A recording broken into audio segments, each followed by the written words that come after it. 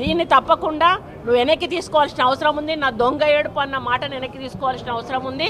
ఈరోజు మా వాళ్ళు కాదు అని చెప్పిన మాటను కూడా నువ్వు నిరూపించాల్సిన అవసరం ఉంది. వాళ్ళని బయటికి తీసుకొచ్చి వాళ్ళ మనుషులను చూపించి మా వాళ్ళు కాదు అని నిరూపించాల్సిన బాధ్యత నీ మీద ఉంది. లేకపోతే ఖచ్చితంగా అది మీ ద్వారానే జరిగిందని మేము నమ్మాల్సి వస్తుంది. దొంగ ఏడుపులు పిడబొబ్బులు కాదు. గతంలో రేవంత్ రెడ్డి కేసీఆర్ మీద మాట్లాడినప్పుడు ఏం చేసింది? వినాయల్తో రేవంత్ రెడ్డి అసలు బూతులు నేర్పిందే కేసీఆర్, బూతులు మాట్లాడిందే కేసీఆర్. అంతకుముందు బూతుల సంస్కృతి అనేది రాజకీయాలలో లేనే లేదు. నేను 35 సంవత్సరాల నుంచి రాజకీయాల్లో ఉంటున్నా. లోపల అసెంబ్లీలో మాట్లాడుకున్నా కూడా విమర్శలు చేసుకునే వాళ్ళు కానీ బూతులు ఇక్కడ కూడా మాట్లాడుకునే వాళ్ళు కాదు. రాజశేఖర రెడ్డి గారితో నేను 10 సంవత్సరాలు పనిచేశాను. అదే 9 ఏళ్ళు చంద్రబాబు నాయుడు హయాంలో నేను ఎమ్మెల్యేగా పనిచేశాను.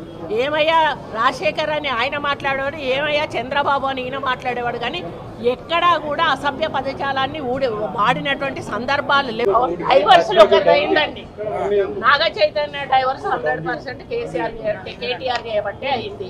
ఎందుకంటే ఎన్ని కన్వెన్షన్ హాల్ని కూడగొట్టద్దు అని అంటే సమంతను నా దగ్గరికి పంపాలి అని చెప్పి ఆయన డిమాండ్ చేశారు. సమంత గారిని వెళ్ళమని చెప్పి నాగార్జున వాళ్ళు ఫోర్స్ చేశారు. సమంత నేను వెళ్ళను అంటే వాళ్ళు చెప్తే వింటే విను, లేకపోతే వెళ్ళిపోండి డైవర్స్.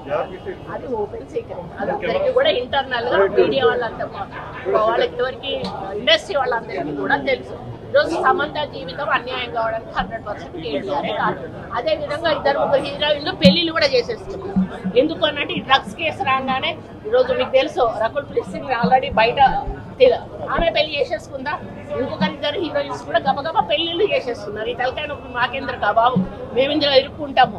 ఆ రోజు ఆయన అధికారం ఉండి ఈ విధంగా వాళ్ళ ఫోన్లు ట్యాప్ చేసి వాళ్ళు ఎవరితోటన్నా సీక్రెట్ గా మాట్లాడుకున్న వాటిని రికార్డ్స్ తీసుకొని ఆ రికార్డ్స్ వాళ్ళకి వినిపించి బెదిరించి, ఇగో ఈ రికార్డు మీద ఉంది నా దగ్గర, మీరు కానీ రాకపోతే ఈ రికార్డు నేను బయట పెడతా అనే పద్ధతిలో చాలా మంది హీరోయిన్లను లొంగపరుచుకున్నాడు. వాళ్ళందరినీ డ్రగ్స్కి అలవాటు చేశాడు. ఈయన కూడా డ్రగ్స్ వాడాడు.